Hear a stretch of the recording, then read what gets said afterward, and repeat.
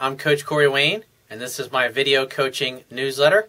And the topic of this newsletter is going to be staying in it for the kids. Got an email here from a viewer, and it looks like he's staying in it for the kids. But I've got a couple of quotes that I want to read to you before we get into his email. There's a lot of good things that he brings up in here.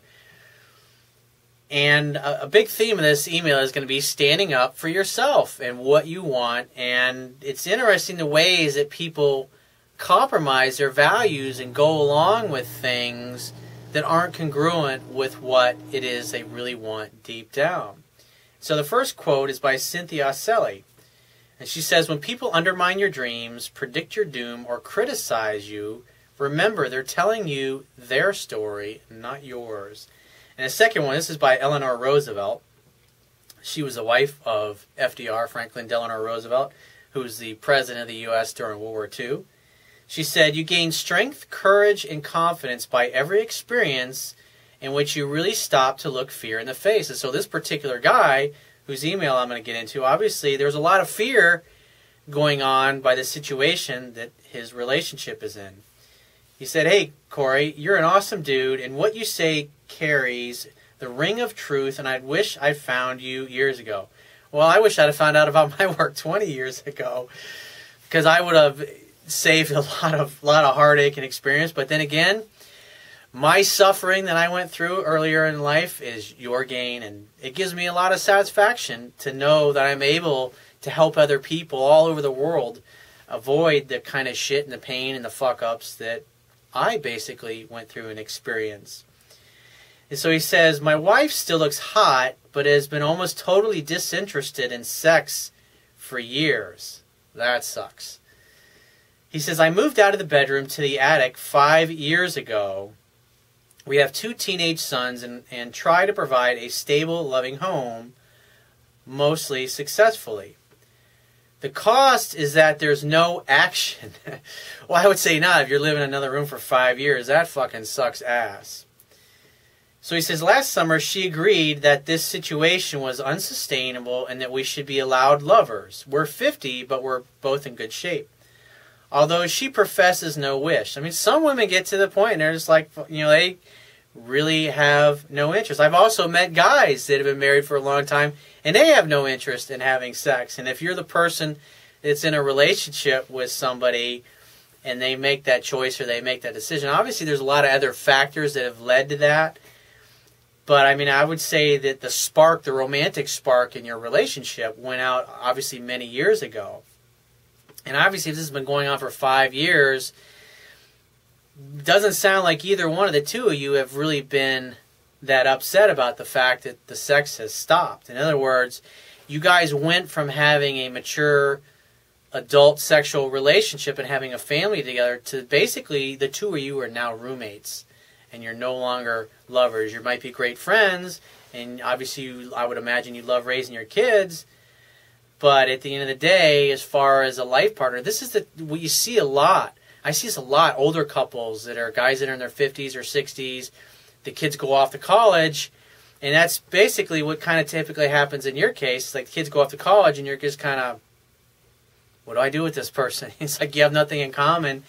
And obviously, whatever you used to have a lot of years ago, it's been gone for quite some time. And so he says, but whenever I chat someone up, the fact that I'm still living with my wife and children appears to be too much of a disability. Yeah, because it's just, you know, people hear that. I mean, I think I wrote about it in my book. I dated this girl that posed for Playboy. And she was divorced, and she told me. And I didn't know that she actually still lived with her ex-husband in the same house that they owned together when they were married. But hey, I show up on my first date and I get to meet her ex-husband. He was a really nice guy. I got to meet the kids, and you know, they were like terrors. They were totally undisciplined and pretty much ran roughshod over both the parents. But you know, the thing that was that struck me with that was that, you know, showing out for the day. I mean, this girl was fucking gorgeous. I mean, she showed me her the Playboy modeling pictures and stuff, and I'm like, she looked amazing. But the thing was, is that here she is, she's still living with it. It's just, it feels uncomfortable. it just feels awkward. It feels weird going over to, you know, a house, because then you think you guys are married, and it's like she looks that good, and it's like, you mean to tell me when you're hanging out on a Friday or Saturday night and you guys are having a glass of wine, nothing is going to happen? It's like, come on, man. It's just, it's an awkward, weird situation. And it, like, especially, I could just imagine, yeah, I live with my wife. We haven't had sex in 5 years, by the way. But, you know, yeah, things are great, and we're, you know, allowed to have lovers. It's just, it's going to be an awkward conversation. So he says, so in other words, besides, I can't take them home for sex. Like, yeah, I guess that would be kind of awkward. You got your ex-wife who's living in one room, and you got your teenage sons, and you're going to bring some chick into your bedroom and start bumping uglies, and, you know, so the whole family's going to hear the two of you screaming and going at it in bed. It's like, obviously that'd be awkward. It'd probably be hard for you. You probably have a little performance anxiety anyways. So he says, my purpose in life is tied up with being a good father. That's awesome. Good for you. He says, I have a secondary purpose, which is my family is aware of, and that is that I wish to learn Spanish and spend my retirement in the sun. And they all wish to stay in the UK. You know, I had a girlfriend that I dated for a couple of years that lived in the UK, and I get a couple of emails from her, a couple of emails a year from her, and she always says, I miss it over there. I miss the sunshine. It's cold. There's ice. There's snow everywhere. And so I can understand a lot of people from the UK like the warm weather for obvious reasons. So he says, my question to you is this. Do I have to leave my children now in order to continue a sex life? Well, I'm not going to tell you what you should or shouldn't do. I'm going to give you the tools that you need to make your own informed decision, because I don't know what's in your heart. I'm not living in the house with you, but let me get through your email, and I'm going to give you my opinion on what I would do if I were you. So he says, is there another way? Could it be turned to my advantage? I've crashed and burned a couple of times with women at work who know I still live a sexless life at home, but another bus does indeed come along fairly regularly, and I'd like to be able to climb on. Well, so here's the deal. You've got teenage sons. So obviously I would imagine at this point in their lives they're probably getting interested in girls. And so what do they see at home? They see a loveless marriage. They see two parents who basically, since they were in elementary school, haven't expressed any love or any affection towards one another. So think about that for a second. What is their model? So when they want to ask a girl out on a date, and the girl kind of ignores them, or they develop a crush on a girl, and they see that mom and dad are kind of cold and distant, and they don't show any affection towards one another, that is going to affect, because you and your wife, as dysfunctional as it happens to be, you are the model. You are the only thing that your children have to emulate. And as a father, I would assume, because I've been a father, biologically, at least far to my knowledge, I'm not a father, but I've raised children with my girlfriends, and I know what it's like to love your kids and want them to be better than you are. You want them to be more successful than you are. And obviously, and if I was talking to you now and I was to say, wouldn't you want your teenage sons to grow up and to date girls and have great relationships, and eventually, when they become old enough to have mature adult sexual relationships that they're really fulfilled in? I would say more than likely you'd say, yeah.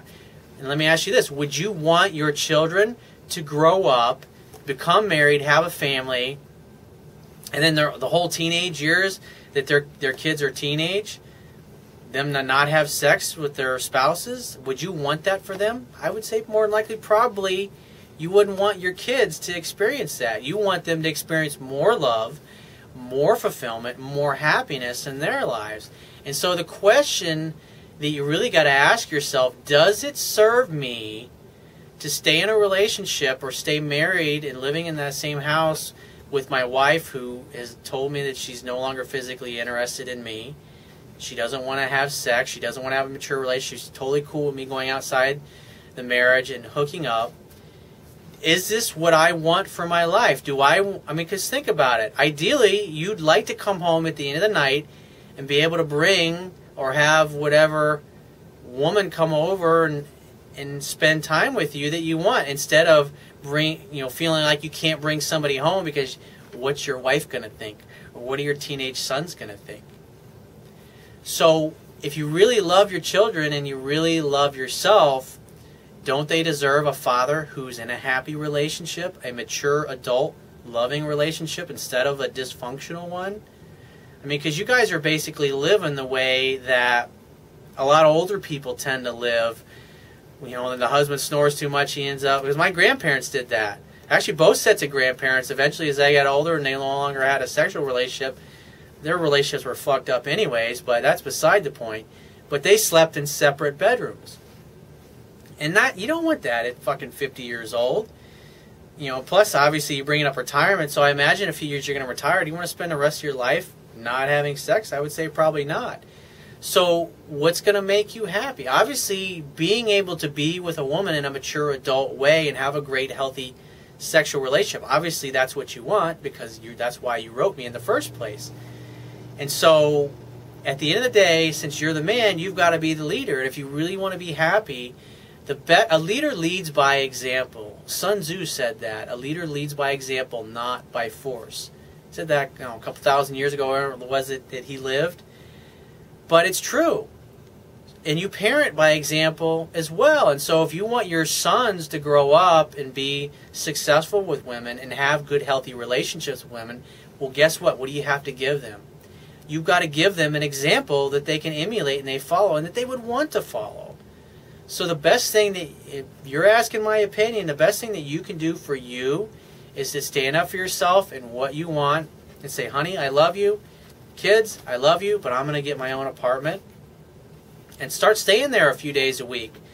You can stay, if you want to stay at the house, work something out with your wife. But ideally, if you really want to be happy and you really want to be fulfilled, get your own place to live. Get a 2-bedroom. And then your boys can come stay with you on the weekends or whatever, or during the week for that matter.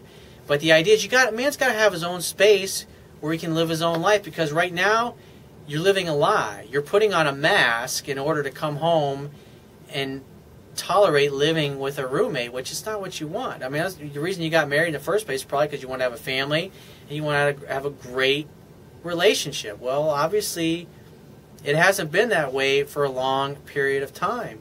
And so if I were you, I would simply go get an apartment and say, honey, I love you. I appreciate the fact that you're encouraging me to go out and bring lovers back here, but it just doesn't work for me. And obviously, I'd want you to have the house, so if you were on a date and you wanted to bring somebody back, you could do that as well and have some privacy. And be a man about it, and because, I mean, life's too short, dude. You could get hit by a bus tomorrow. Do you want this to be your legacy to your teenage sons? Is this what you want them to see during their teenage years? I would say probably more than likely not.